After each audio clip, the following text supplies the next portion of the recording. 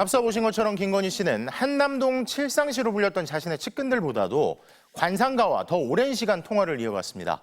그리고 그 통화가 이루어진 시점은 유독 대통령 해외 순방 직전과 많이 겹쳐 있는데 해외 순방 중에 김건희 씨는 갑자기 일정을 바꾸는 등 유독 즉흥적인 행보가 잦다는 비판을 받았죠. 이제 보면 민간인 김건희 씨가 권한 없이 국정에 개입하면서 그에 대한 조언을 관상가에게 구한 건 아닌지 의심스러운 부분입니다. 윤상문 기자의 단독 보도입니다. 윤석열 전 대통령은 2023년 8월 17일 한미일 정상회의에 참석하기 위해 미국으로 향했습니다. 아버지 윤기중 명예교수의 장례를 마치자마자였습니다. 그런데 윤 전 대통령이 미국에 머무는 내내 김건희 씨와 백재권 씨의 통화가 이어졌습니다. 해외 순방 때마다 백 씨와 통화를 하는 패턴은 반복됐습니다. 아세안 관련 회의와 G20 정상회의에 참석하기 위해 윤석열 전 대통령 부부가 인도네시아와 인도 순방을 떠나기 바로 전날인 9월 4일. 김 씨는 백 씨와 4분 45초 동안 통화를 했습니다. 유엔 총회 참석을 위해 부부가 다시 미국을 방문하기 직전에도 백 씨와 4분 47초 동안 통화했습니다.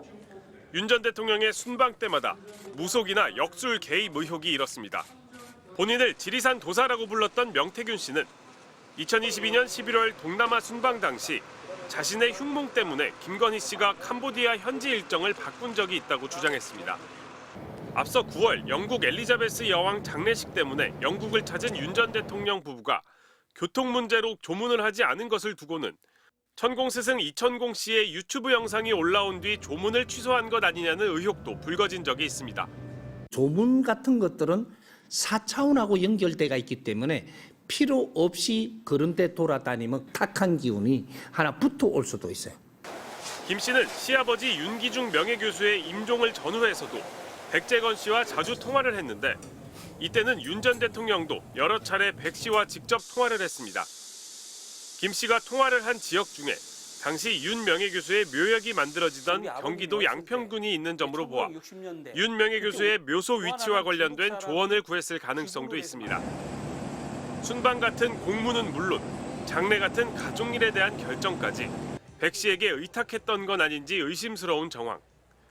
그러나 김 씨 측 변호인은 백 씨와의 관계는 확인해보지 않았다면서도 중요한 일을 그걸로 결정하진 않는다고 밝혔습니다. 백 씨는 김 씨와 어떤 통화를 나눴는지, 국정 운영과 관련된 대화를 나눈 적이 있는지 묻는 질문에 답하지 않았습니다. MBC 뉴스 윤상문입니다.